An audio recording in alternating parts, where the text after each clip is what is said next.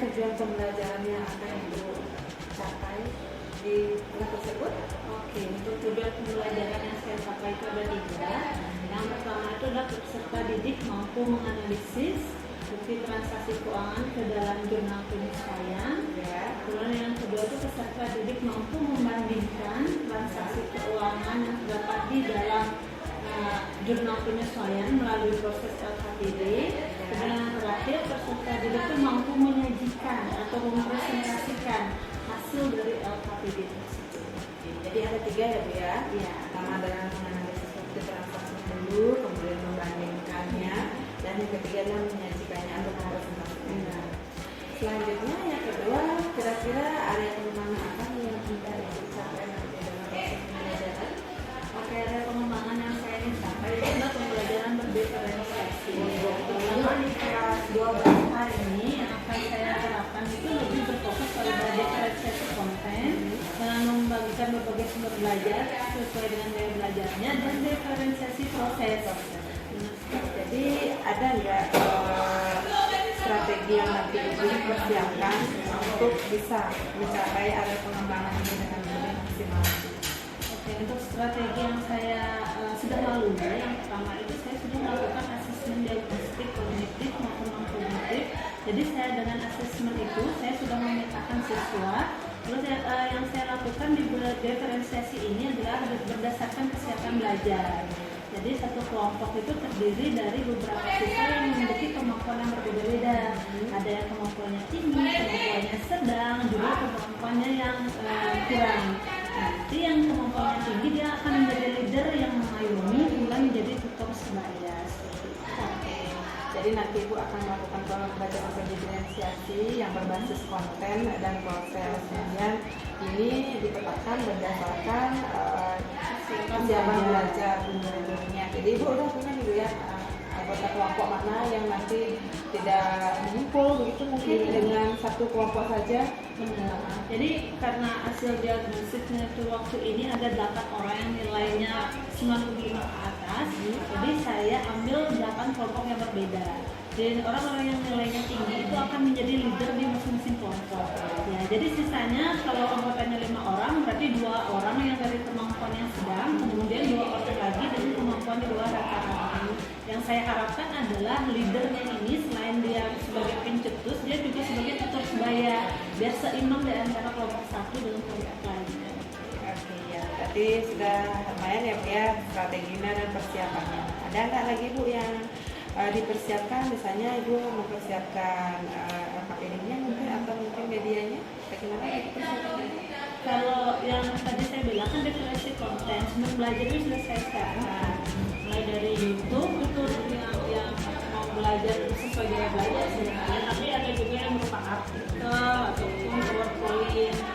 Nah, LKPD-nya itu juga sudah saya siapkan. LKPD mengenai bukti transaksi itu jurnal penyesuaian. Jadi LKPD itu nanti akan satu semua kelompok itu satu LKPD.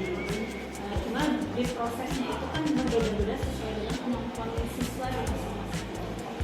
Ya, jadi sudah disiapkan ya Bu ya link YouTube-nya supaya nanti siswa tidak asal masuk videonya mana begitu, sudah diarahkan sama gurunya. Artikelnya juga sudah disiapkan dan LKPD yang nantinya akan diberikan itu sama, cuma nanti akan dikerjakan sesuai dengan kelompoknya masing-masing. Berarti nanti saya akan ikut Ibu nanti pada hari Kamis. Kalau di 12 itu jam ke-5 dan 6 jam pelajaran. Ke-5 ya. Nanti 12 jam sekitar jam berapa Ibu? Jam 11.40 sampai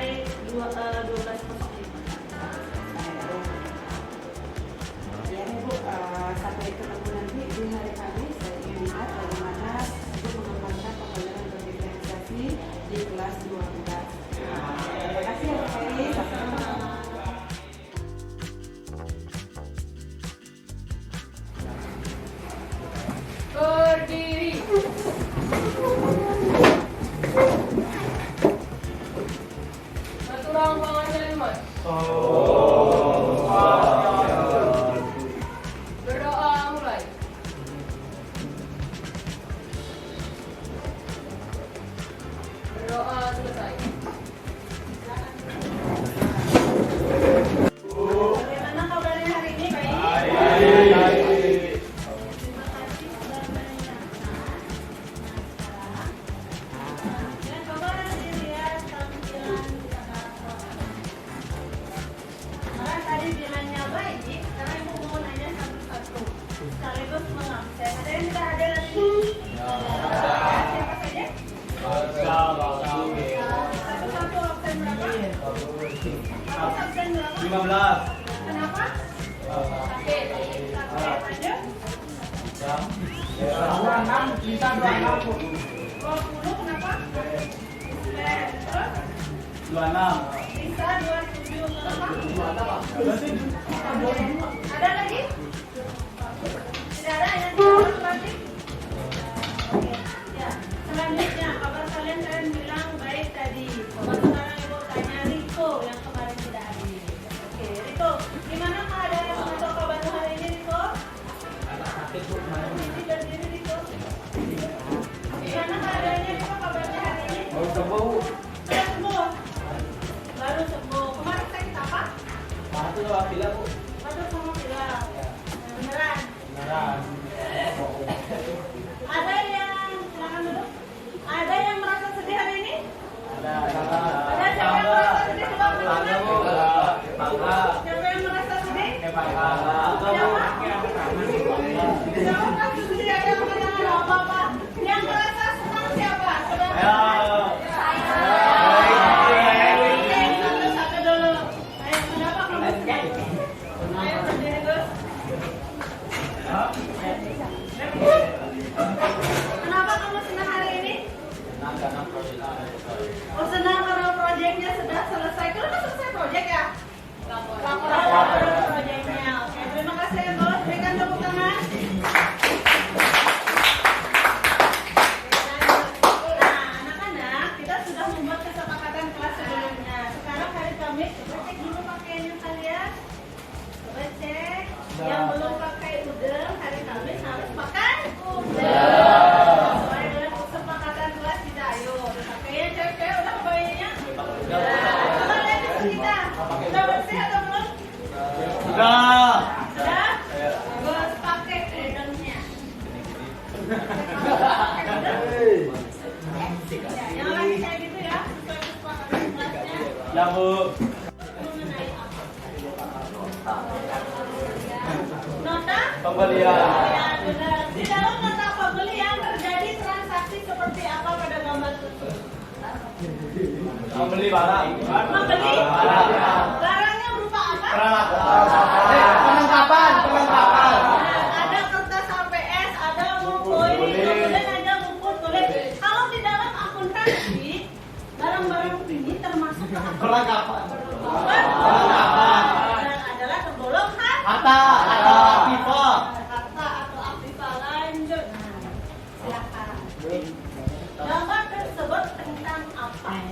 Perhitungan stok. Gambar tersebut tentang apa? Tentang perhitungan stok akhir. Akhir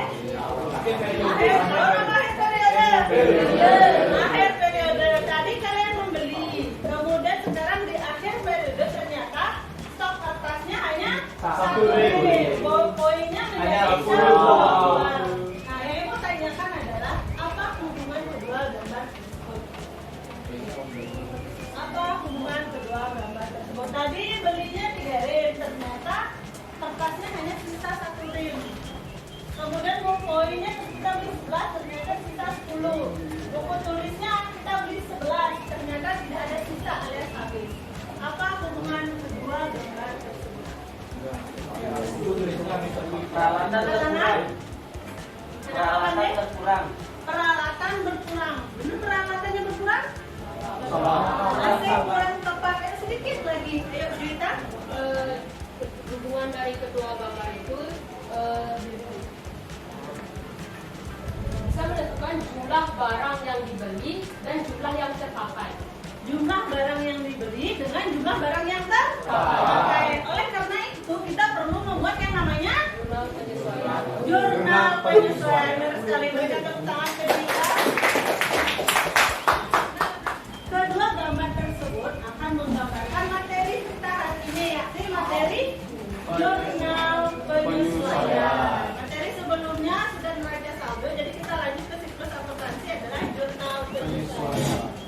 Nah, apa tujuan pembelajaran hari ini? Tujuan pembelajarannya ada 3. Yang pertama itu adalah kalian mampu menganalisis jurnal penyesuaian. Yang kedua adalah mampu kalian membandingkan antara beberapa transaksi. Dan yang ketiga adalah mampu mempresentasikannya baik kepada ibu maupun kepada teman kalian. Oke. Nah, kenapa kita harus mempelajari jurnal penyesuaian? Karena kita ketahui bahwa ada kalanya antara real dengan stok yang terjadi di perusahaan itu adalah berbeda. Sehingga kita melakukan jurnal penyesuaian. Nah, ingat kalian selalu harus gotong royong. Jadi ibu nanti akan bagikan LKPD. Kemudian silakan kalian mengerjakan secara gotong royong. Itu termasuk ke dalam profil pelajar Pancasila. Apa saja? Ayo. Gotong royong udah. Apa lagi profil? Cerdas. Apa lagi? Berkarakter. Ingat, kalian harus berkarakter. Apa yang menjadi kesepakatan, tolong nanti ditindaklanjuti. Nah, oke. Sumber belajarnya sudah ibu share di grup, ada video, kemudian ada bahan bacaan. Itu mengenai jurnal penyesuaian. Selanjutnya, ibu sudah bagi kalian berdasarkan kesiapan belajar. Ada berapa kelompok dalam satu kelas ini? Ya, ada 8 kelompok. Masing-masing kelompok sudah ibu aneka ragamkan. Ada yang dengan kemampuannya tinggi, ada yang sedang, dan ada yang rendah. Nah, selanjutnya ibu akan bagikan LKPD. Dari kemampuan kelompoknya. Sudah? Ada yang ditanyakan? Ya, kalau tidak kita sepakati dulu waktu pengerjaannya. 15 menit cukup? Pokok 20 menit cukup? Cukup ya, silakan kerjakan selama 20 menit. Dari kemampuan kelompoknya. Sudah? Ada yang ditanyakan? Ya, kalau tidak kita sepakati dulu waktu pengerjaannya. 15 menit cukup? Pokok 20 menit cukup? Cukup ya, silakan kerjakan selama 20 menit. Dari kemampuan kelompoknya. Sudah? Ada yang ditanyakan? Ya, kalau tidak kita sepakati dulu waktu pengerjaannya. 15 menit cukup? Pokok 20 menit cukup? Cukup ya, silakan kerjakan selama 20 menit.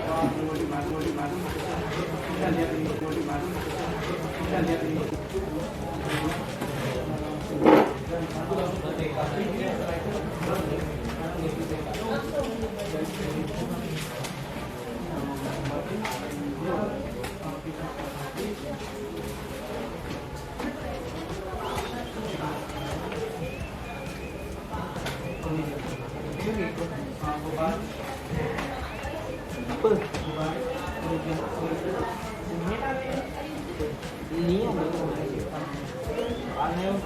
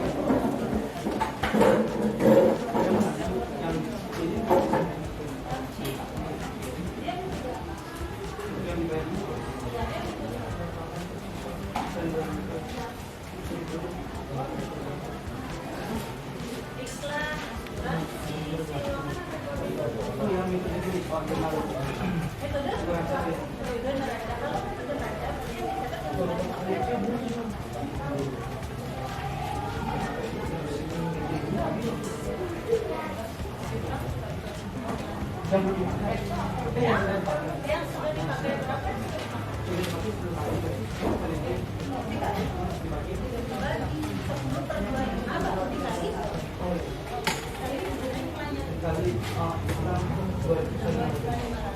Itu metode baca yang terpakai.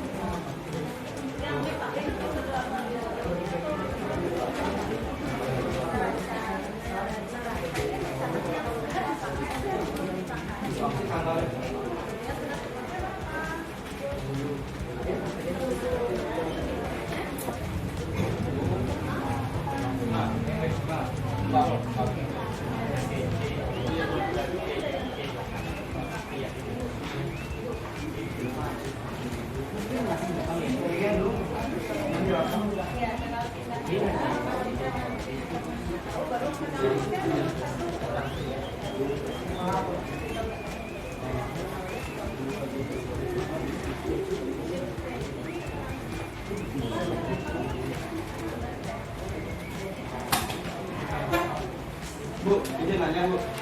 Bentar ya. Kreditnya 2 juta. Dan udah oke terbuka di jurnal di sini sejumlah yang terpakai berarti sebesar berapa? Tadi yang terpakai sebesar 2 juta. Berarti akunnya apa? Di debit? Yang di debit beban perlengkapan. Nah, di kredit perlengkapan. Ya? Aku yang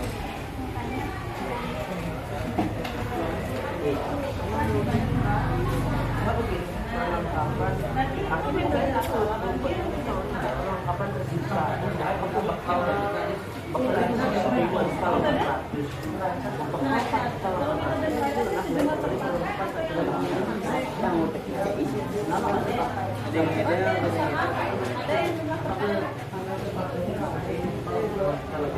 Berarti rumusnya adalah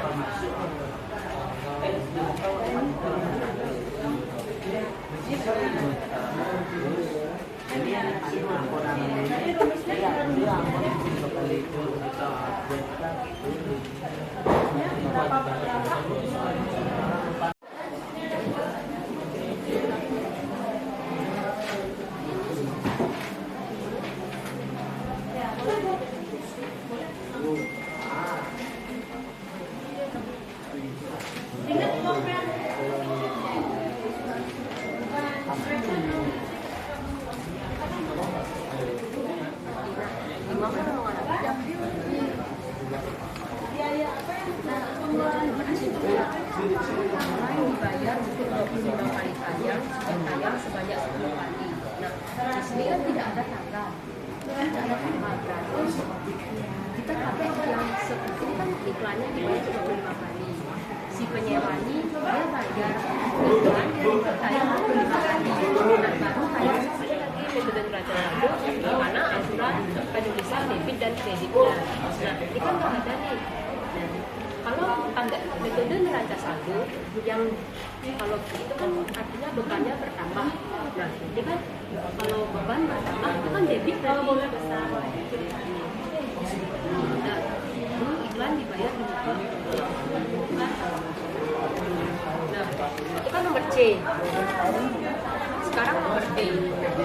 Penyusutan peralatan menggunakan metode garis lurus. Ingat, metode garis lurus yang pakai rumus. Diketahui nilai resiko sebanyak 3 juta masa manfaat ini kan karena yang diketahui nilai resiko kalau yang kemarin kan yang diketahui nilai sisa, sekarang yang diketahui kan nilai resiko. Nah, kita pakai rumus kayak gini, harga floret itu bandanya berapa harga peralatan beban penyusutan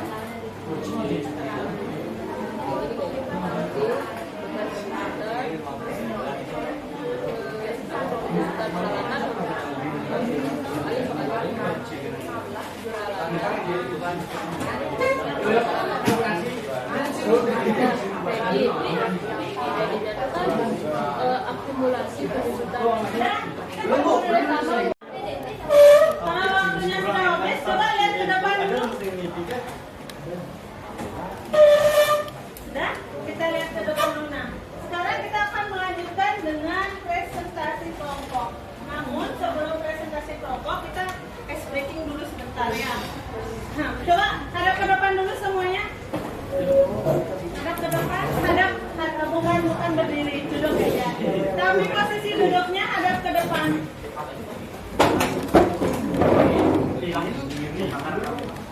Sudah? Oke, kalian pasti sudah tahu ice breaking ya. Clap, boom, cha cha cha. Ya. Misalnya clap dulu candy, kalian mau nggak bawa candy, jadi kita ganti. Clap tuh apa? Boom. Boom tuh meja. Boom. Kemudian cha cha cha tuh gini. Cha cha cha. Ya. Kita akan mulai ya. Silakan berbalik lagi biar bisa. Oke, yang salah akan maju ke depan. Oke, kita mulai ice breakingnya. Ya kan? Bukan dia aja. Oke, clap, boom, cha cha cha. Kita mulai dalam hitungan 3, 2, 1. Clap, clap. Tunggu dulu ya, instruksi dulu. 5 instruksi. Sudah? Kita mulai dari hitungan 3, 2, 1. Clap, clap, boom, cha cha. Ya, kita kompak ya. Kompak. Nanti kalau kompak aku kasih bonus 1 poin. Oke, kita mulai dalam hitungan 3, 2, 1. Cha cha cha, boom cha cha. Cha cha cha, boom cha cha. Clap clap clap, boom boom clap. Clap clap clap, boom boom clap. Cha cha boom. Cha cha boom. Boom boom clap. Boom boom clap. Boom boom cha cha. Boom boom cha cha. Cha cha boom boom. Cha cha boom boom. Oke, udah. Kita akan tunjuk salah satu. Presentasikan adalah soal nomor berapa? Nomor 1A. Oke, nomor 1 atau nomor A. Silakan dijelaskan. Baik teman-teman, sebelumnya terima kasih atas kesempatan yang telah diberikan pada kelompok kami. Di sini sebelum saya mempresentasikan, izinkan saya untuk memperkenalkan diri terlebih dahulu. Kenalkan, nama saya Ima Dewi Rasanya, nomor absen 4, dan di sebelah kiri saya. Perkenalkan, nama saya Desa Morenta Dewi, nomor absen 1. Nah, pada kesempatan kali ini kita belajar akuntansi yang dimana sebabnya itu pada jurnal penyesuaian. Di sini saya diizinkan untuk menjawab yang nomor 1. Teman-teman bisa melihat dengan soalnya, yang dimana soalnya ini terdapat piutang tidak tertagih sebesar 5%. Sudah dilihat dari soalnya dulu? Nah, di sini kita harus berfokus pada satu titik yang dimana pada tabel di sini kita harus berfokus pada nomor akun 112 yang dimana nama akunnya itu piutang usaha. Sudah fokusin dulu sana? Nah, gimana sih caranya kita menganalisis data penyesuaian tersebut? Langkah yang pertama, kita lihat dulu berapa sih debit dari neraca saldo yang terdapat pada piutang usaha.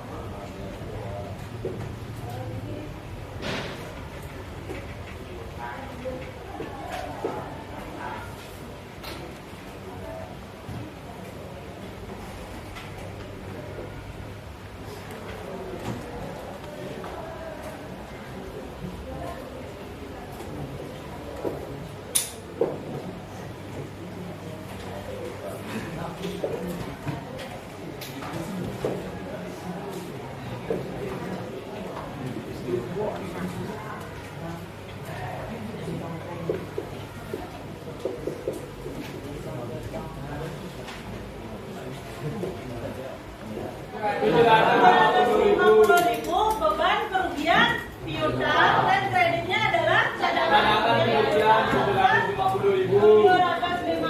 Kalau benar disingkat nilai 20 poin. Di sini ya. Di jurnalnya 20 poin. Ya. Nah, sebelum lanjut, adakah yang bertanya mengenai piutang tak tertagih? Silakan. Adakah yang bertanya mengenai piutang tak tertagih? Gurunya boleh nggak kalau misalkan caranya beda tetapi jawabannya sama?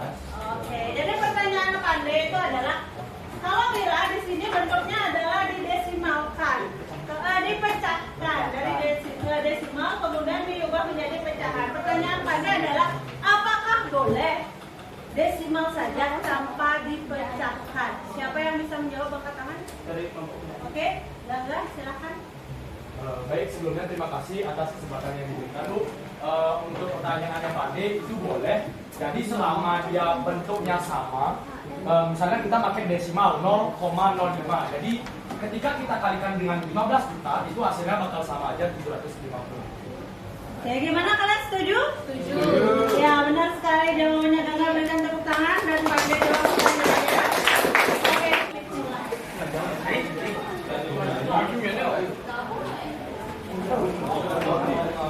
udah jangan ngikutin dia.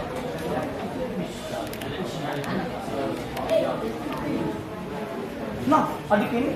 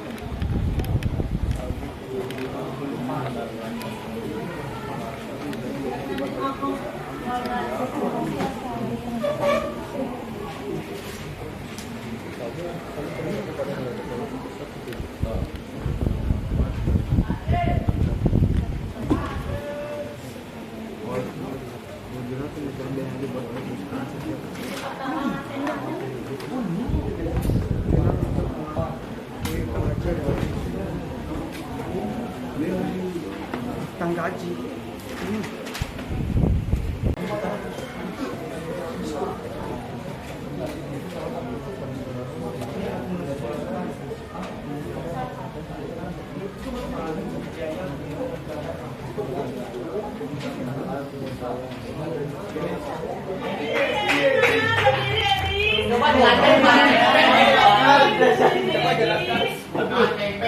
Coba jelaskan Meli. Oke, yang kedua adalah nomor 24. Coba nih tadi. Jurita, ayo berdiri Jurita. Yang ketiga adalah 01 Paramita berdiri. Iya, oh karena sebelahan. Nggak tahu. Nah, jawab sendiri ya. Berikan tepuk tangan ketika. Ya, untuk ketuntasannya juga sudah 89% di kelas ini, jadi sudah sangat maksimal. Tepuk tangan sekali lagi. Oke, selanjutnya secara garis besar untuk pembelajaran hari ini. Jadi tadi LKPD sudah, kemudian presentasi sudah, kalian jawab quiz juga sudah. Secara garis besar untuk keadaan di kelas ini sudah sangat baik. Sudah sangat baik, jadi untuk proses pembelajaran juga sudah terlaksana. Kalian sudah tadi menganalisis sudah, membandingkan sudah, dan mempresentasikan sudah. Jadi secara umum tujuan pembelajarannya sudah tercapai. Benar, sudah tercapai. Nah selanjutnya, silakan siapa yang ingin memberikan kesimpulan untuk pembelajaran hari ini? Ayo silakan. Siapa? Angkat tangan. Aldi, angkat tangan. Yuk silakan Aldi, berdiri Aldi. Pembelajaran hari ini. Silakan. Nah, siapa yang bisa merefleksikan silakan angkat tangan. Oke ya, Pandai dulu. Baik, terima kasih atas waktunya. Suaranya nggak dibesarin, Pandai. Silakan Pandai. Saya ingin merefleksi pembelajaran kali ini. Saya sangat senang pembelajaran kali ini karena pembelajaran kali ini menggunakan sistem berkelompok. Jadi selain bisa mempereratkan persaudaraan bersama teman-teman dari yang misalkan belum kenal menjadi dekat, kita juga bisa mengajari kawan-kawan kita. Kan kebanyakan kawan kita mungkin malu bertanya dengan guru. Kalau belajar dengan guru mungkin dia gugup. Tetapi karena dia belajar dengan kawannya, saya ditunjuk mengajarinya. Akhirnya dia lebih cepat pahamnya. Itu Bu, terima kasih. Pembelajaran? Sudah. Ada lagi? Oke, gimana Wira? Silakan Wira. kesempatan yang telah diberikan kepada saya. Di sini saya akan merefleksikan pembelajaran yang telah kita jalani selama ini. Seperti yang kita ketahui, kita telah memiliki banyak sistem pada saat pembelajaran aplikasi ini. Baik, dimulai dari yang pertama yaitu penggunaan buku besar. Nah, penggunaan buku besar ini sangat berdampak positif. Menurut saya, sangat efektif dalam pembelajaran akuntansi dikarenakan ruang menulis yang cukup luas serta sangat membantu dalam mencatat sebuah transaksi, menyusun data, serta sebagai alat utama dalam menganalisis transaksi keuangan. Kemudian ada yang kedua, ada sistem berkelompok yang cukup unik. Kenapa saya katakan cukup unik? Dikarenakan sistem ini mengajarkan kita menjadi sebuah pemimpin yang dimana terdapat satu pionir atau ketua yang bertugas untuk memastikan anggotanya memahami materi akuntansi tersebut. Kemudian dalam sistem kelompok ini sangat memiliki dampak-dampak, yaitu dampak positif dan juga dampak negatif. Dampak positif dan juga negatif yang saya rasakan yang pertama dimulai dari dampak positifnya terlebih dahulu. Peserta didik dapat menumbuhkan rasa percaya terhadap teman serta menumbuhkan rasa kerjasama dalam satu kelompok. Yang kedua, tidak adanya ketimpangan pelajar. Mengapa saya mengatakan tidak adanya ketimpangan pelajar? Dikarenakan pada sistem ini, jika terdapat salah satu pelajar yang belum memahami materi tersebut, maka seluruh anggotanya belum mendapatkan nilai. Di sini saya mengatakan belum mendapatkan nilai, bukan tidak mendapatkan nilai. Maka seluruh anggotanya harus mempunyai inisiatif untuk improve diri. Dimulai dari ketuanya, dimulai dari anggotanya. Di sini saya tidak menyalahkan anggota maupun ketuanya. Di sini kita sama-sama improve. Dimulai dari ketuanya. Kenapa harus improve diri? Mungkin kita sebagai ketua belum bisa memahami bagaimana sistem pembelajaran anggota-anggota kita. Yang kedua, mungkin dari materi yang cukup rumit. Dikarenakan seperti yang kita ketahui, akuntansi ini sangat rumit dikarenakan ada hitung-hitungan. Jadi kita butuh kesabaran yang lebih tinggi untuk mengajarkan anggota-anggota kita. Kemudian di sini juga ada dari anggotanya. Nah, dikarenakan kita belum bisa, kita harus memiliki kesadaran diri. Kita pasti bisa kok menjadi seperti yang lain yang bisa-bisa itu. Kemudian di sini juga terdapat dampak negatifnya. Yang pertama, diperlukan energi yang lebih bagi ketua. Dikarenakan dalam memberikan pemahaman diperlukan wawasan yang luas, relasi yang luas, serta kesabaran. Yang kedua, adanya pemahaman lebih. Kenapa saya mengatakan pemahaman lebih? Dikarenakan pionir atau ketua harus sangat memahami materi tersebut. Dikarenakan menurut kamus bahasa Indonesia, seseorang dapat dikatakan paham akan sesuatu jika orang tersebut dapat menjelaskan kepada orang lain dan orang lain itu paham. Sekian dari saya, terima kasih. Kesimpulan pembelajaran hari ini. Terima kasih atas waktunya. Jadi kesimpulan menurut saya itu kami itu telah mempelajari tentang jurnal penyesuaian, yang dimana jenis-jenis jurnal penyesuaian itu ada 5, yaitu yang pertama ada pemakaian perlengkapan, yang kedua itu ada beban yang masih harus dibayar, yang ketiga yaitu ada piutang tak terdaging, dan yang keempat ada piutang aktiva tetap, yang terakhir adalah beban yang harus dibayar, yang dibayar di muka. Terus dengan adanya jurnal penyesuaian ini, setiap transaksi yang belum tepat atau salah agar bisa diperbaiki agar laporan keuangan perusahaan sesuai dengan adanya. Baik, itu saja, terima kasih. Jadi kesimpulan sudah. Nah, untuk selanjutnya, materi yang kita pelajari minggu depan setelah jurnal penyesuaian itu adalah mengenai neraca lajur atau kertas kerja. Jadi tolong siapkan buku besarnya, siapkan penggaris juga, dan jangan sampai pulpennya hilang. Bisa dimengerti? Jadi Ibu ingatkan ya, dan Ibu akan memotivasi kalian. Ingat, setiap pelajaran apapun kalian harus disiplin. Keturunan para mesanti.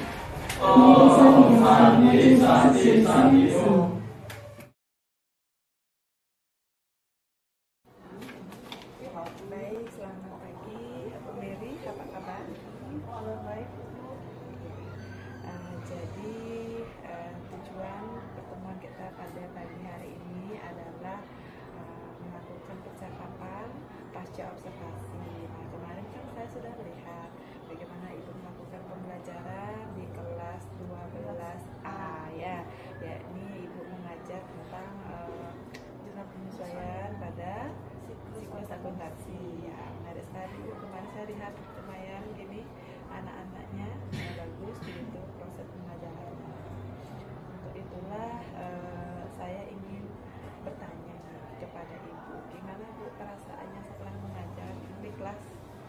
proses yang kemarin itu? Oke, karena kelas 12 itu kan kelas yang sangat jomplang, yang kita kenal di kalangan ibu bahwa di kelas itu sangat timpang. Jadi yang pintar sekali, kemudian ada beberapa yang memang di bawah rata-rata. Nah, setelah saya menerapkan strategi pembelajarannya, dimulai diferensiasi kesiapan belajarnya, ternyata setelah saya aplikasikan, kelas itu menjadi kondusif. Jadi semua rata-rata siswa di sana aktif. Sementara yang siswa dengan kemampuannya tinggi, mereka merasa tertantang. Karena dalam pembelajaran saya, mereka juga sebagai tutor sebaya, di mana kelompoknya saya nilai jika semua siswa dalam kelompok tersebut mampu untuk mencapai tujuan pembelajaran saya. Oh gitu. Jadi menurut Ibu kemarin itu sudah cukup bagus gitu ya, dengan perencanaan Ibu melakukan pembelajaran berdasarkan kesiapan belajar gitu. Nah, menurut Ibu apa sih kelebihan dari proses Ibu kemarin? Oke, kelebihannya ya Kenapa Ibu memilih itu? Kelebihannya apa? kesiapan belajarnya.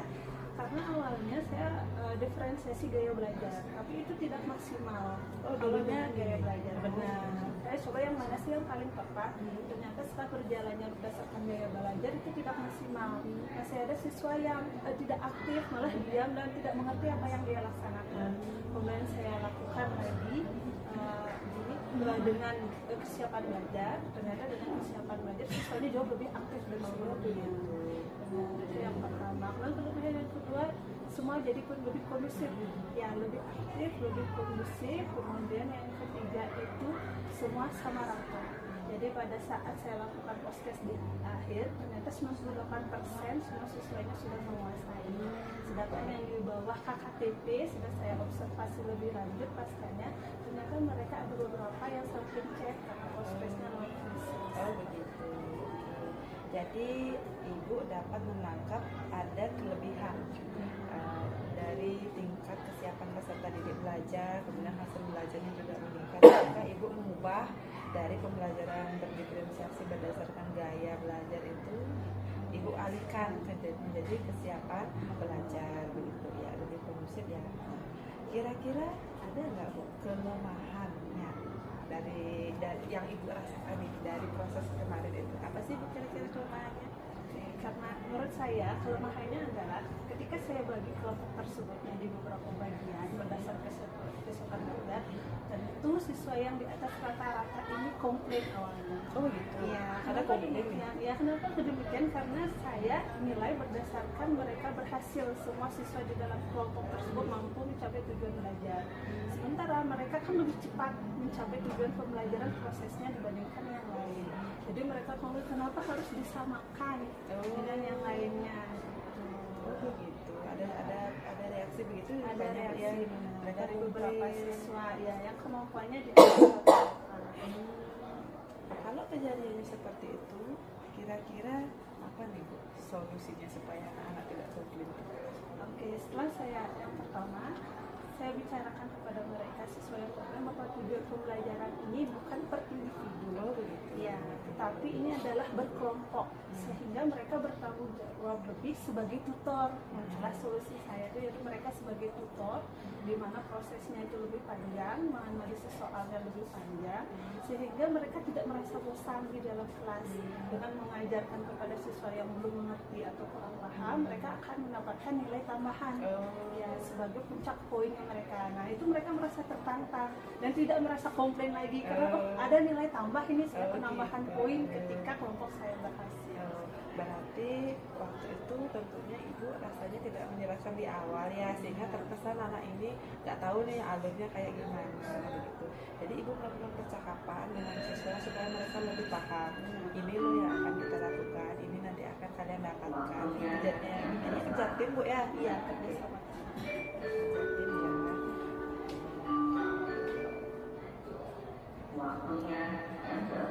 Ada nggak Bu kira-kira yang bisa Ibu lakukan untuk membuat pembelajaran ini lebih baik lagi ke depannya?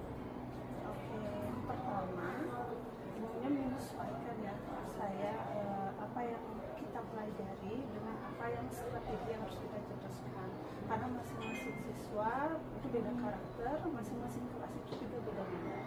Di antara kelas A, kelas B, dan kelas lainnya, saya menggunakan pembelajaran literasi yang berbeda-beda.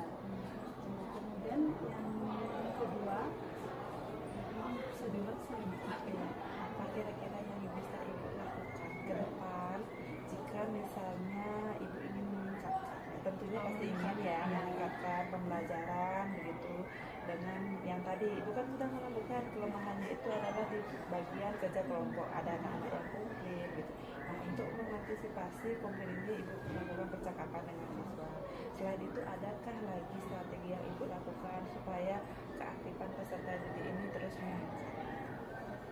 strateginya yang kedua yakni Apa kira-kira yang bisa ibu lakukan ke depan jika misalnya ibu ingin meningkatkan, tentunya pasti ingin ya meningkatkan pembelajaran begitu dengan yang tadi ibu kan sudah menemukan kelemahannya itu adalah di bagian kerja kelompok, ada anak-anak yang komplain gitu. Nah, untuk mengantisipasi komplain ini ibu melakukan percakapan dengan siswa.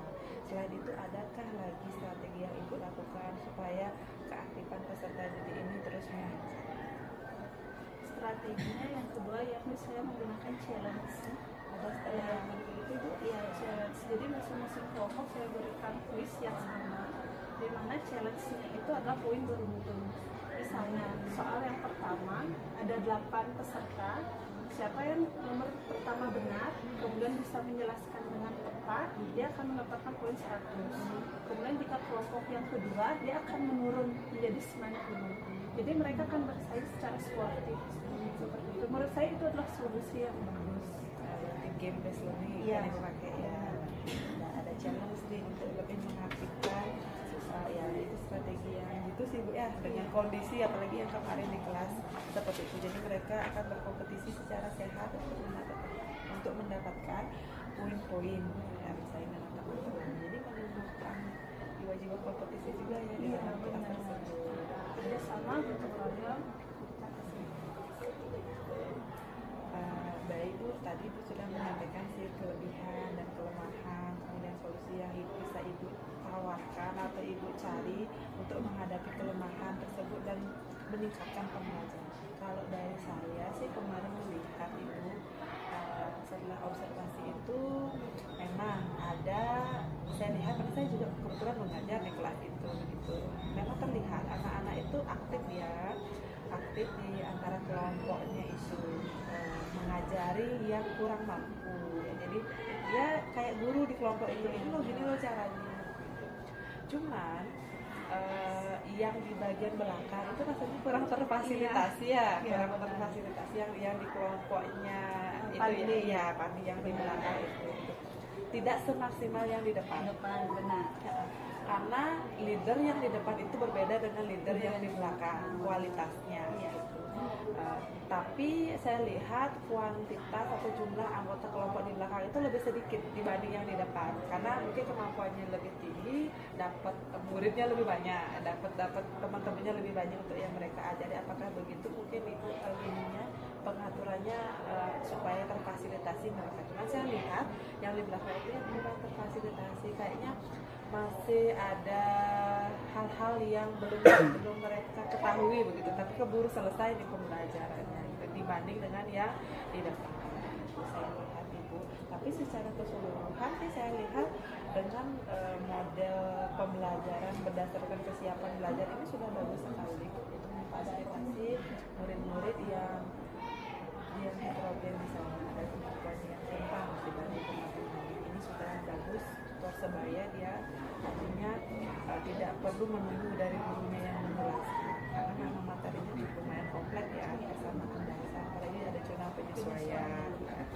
Terus kemarin saya lihat juga studi dari soal yang sama, kasus yang sama gitu. Jadi mereka satu pemahaman nih bagaimana caranya menyelesaikan kasus, lembaran kasus itu. Secara keseluruhan sih ya, mungkin bisa diperhatikan lagi yang bagian-bagian belakang itu, karena memang anak-anak ini kategorinya memiliki karakter yang ya kurang memperhatikan ya. Jadi mungkin kalau menurut Ibu gimana nih caranya yang di belakang ini kira-kira biar dapat perhatian? Kebetulan pada saat itu harusnya kan satu anggota itu terdiri dari 5 orang. Pada saat kedua orang anggotanya alhamdulillah karena kemampuannya di atas rata-rata di kelompoknya pandai tidak sekolah. Jadi gitu. itu yang mengakibatkan mungkin agak timpang kelompoknya itu terasa pendiam karena cuma pandai saja yang kemampuannya di atas rata-rata. Nah setelah saya perhatikan, jadi saya dekati, memberikan perhatian lebih. Kira-kira di bagian mana yang kurang mengerti di kelompok ini? Bagian soal nomor 2 Bu, bagian yang mananya menganalisisnya ataukah membandingkannya? Setelah saya tanya ternyata yang membandingkan kurang mengerti. Jadi saya jelaskan kembali, oh seperti ini loh caranya membandingkan bukti transaksi di jurnal penyesuaian. Nah setelah itu baru mereka membuat kembali sendiri untuk menyimpulkan permasalahannya. Itu adalah solusi dari saya menurut saya. Kalau kelompoknya pandai karena 2 orang lagi tidak sekolah, kemudian memang pandai saja kemampuannya di atas rata-rata. Kalau mau ajak teman-temannya Yase, kemudian mungkin Riko, masih ada keteteran. Jadi memang di sana perlu perhatian lebih. Ibu nanti mungkin Ibu akan lebih tahu lagi bagaimana polanya karena melihat memang keadaan peserta didik di kelas itu begitu, dan nanti pasti akan berbeda lagi perlakuannya dengan kelas lain. Ada nggak Bu kira-kira rencana pengembangan nilai ke depan? Seperti apa? Mau melakukan pengembangan diri mungkin yang bisa Ibu lakukan supaya nanti lebih mantap nih gitu, dari segi penyiapan murid, dari segi materi yang Ibu ajarkan. Tadi strateginya sudah Ibu lakukan, maunya bikin challenge gitu. Kalau pengembangan diri Untuk diri sendiri, kalau untuk diri sendiri ya itu pelatihan pastinya ya, karena banyak banget pelatihan baik yang online maupun luring, apalagi pelatihan dari MGIP ekonomi di kabupaten maupun provinsi. Tentunya pelatihan yang akan kami ikuti itu rutin setahun sekali atau bahkan 6 bulan sekali. Mungkin dari sana akan belajar juga, kita sharing pendapat gimana cara mengajar seperti itu. Nah selain itu kan beberapa juga teman-teman atau guru yang di sini juga sudah ada yang guru pemula. Mungkin bisa teman-teman dulu sharing seperti apa sebenarnya yang bagus di kelas tersebut. bisa dilakukan observasi juga biar tidak salah. Nah, ada nggak kira-kira Bu mungkin rekan-rekan di sini tadi ada sih CGP yang mau diajak berkolaborasi juga, yang mungkin nanti bisa diajak untuk berkolaborasi dalam pembelajaran. Kira-kira teman di sini bisa dukungan mungkin dari teman-teman atau kepala sekolah yang bisa membantu Ibu untuk melakukan pembelajaran di kelas. Ibu membutuhkan dukungan dari siapa nih? Yang pasti kepala sekolah Kepala pasti sekolah, ya, iya. benar pasti itu karena itu lembaganya yang di bawah naungan beliau. Kepala sekolah pasti bukan maupun kepala sekolah yang terkait. Nah, yang paling penting itu menurut saya adalah dukungan dari siswa yang ya, siswa sebagai objek belajarnya kita, kemudian rekan-rekan guru yang senantiasa memberi tahu kita kekurangan kita di mana, kelebihan kita kemana, kemudian solusi dari permasalahan pembelajarannya apa, seperti itu. Jadi siswa dan guru itu merupakan yang terpenting. Dari rekan-rekan MGMP kira-kira Bu ada juga? Ada juga pasti. Itu kan MGMP dulu ya, orang lingkup kecilnya dulu MGMP ekonominya dulu. Setelah itu melebar kita buntu, baru ke rekan-rekan yang lain. Kemudian kapan Ibu akan melakukan mungkin koordinasi dengan kepala sekolah, rekan MGMP, atau mungkin Ibu mencari informasi tentang pelatihan gitu. Kapan Ibu rencana melaksanakannya supaya nanti memang benar-benar terarah, terus saya mau melakukan perbaikan ini. Kapan Ibu melakukan Ibu? Untuk saat ini mungkin karena seminggu lagi akan SAS, jadi tidak akan relevan. Tapi setelah SAS nanti itu ada ruang kosong sebelum memasuki tahun ajaran yang semester genap. Di sana kami biasanya MGMP ekonomi itu bertemu kembali, kemudian melakukan refleksi. Kira-kira pembelajaran yang kami lakukan selama 6 bulan ini seperti apa? Jadi kami saling berbagi antara satu dan sama lainnya dengan MGMP. 6 bulan sekali itu pasti dilakukan rapat rutin MGMP seperti itu. Oke, baik Bu. Mungkin Ibu bisa menyimpulkan apa yang sudah kita obrolkan pada pagi hari ini. Jadi apa Bu yang bisa Ibu sampaikan? Oke, jadi dari pasca observasi kita hari ini dapat sudah melaksanakan kegiatan pembelajaran di kelas, sudah diobservasi di kelas 12A. Saya sudah menggunakan pembelajaran PBL. Nah, dari pembelajaran PBL yang sudah lakukan, yaitu ada pun kelebihannya kalau menurut saya. Yang pertama yaitu dari diferensiasi kesiapan belajar, siswa akan menjadi lebih aktif. Kemudian siswa yang memiliki kemampuan di atas rata-rata akan saya jadikan tutor sebaya, sehingga mampu mengajar siswa yang memiliki kemampuan di bawah rata-rata. Namun di balik kelebihan tersebut dapat juga kelemahan tadi yang seperti saya bilang. Yang pertama, siswa yang di atas rata-rata mereka ada komplain.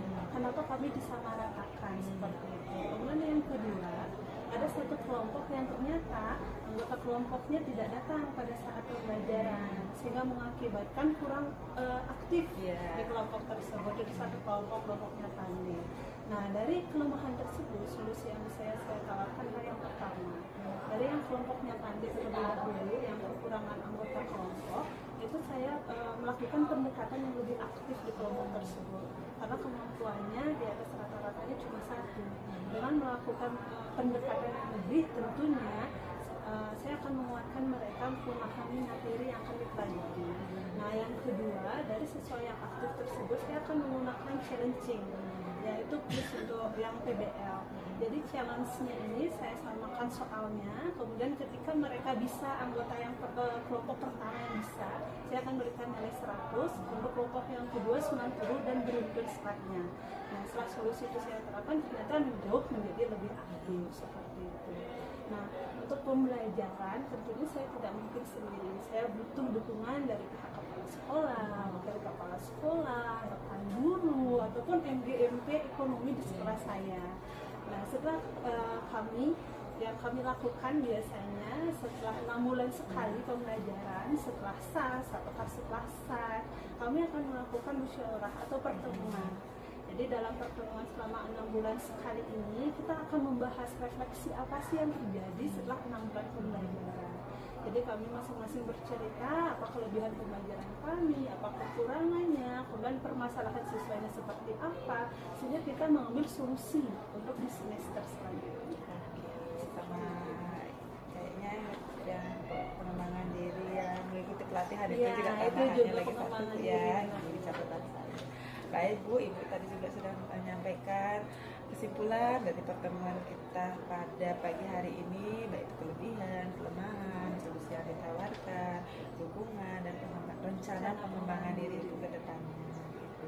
Semoga saja nanti apa yang Ibu harapkan, apa yang Ibu rencanakan untuk perbaikan ke depannya itu bisa berjalan dengan lancar, sehingga kualitas pembelajaran baik dari segi kualitas gurunya, semangat anak-anaknya, prestasinya terus meningkat. Gitu ya. Terima kasih Bu Mary sudah meluangkan waktunya. Nanti ditunggu praktik-praktik baik selanjutnya ya. Terima kasih.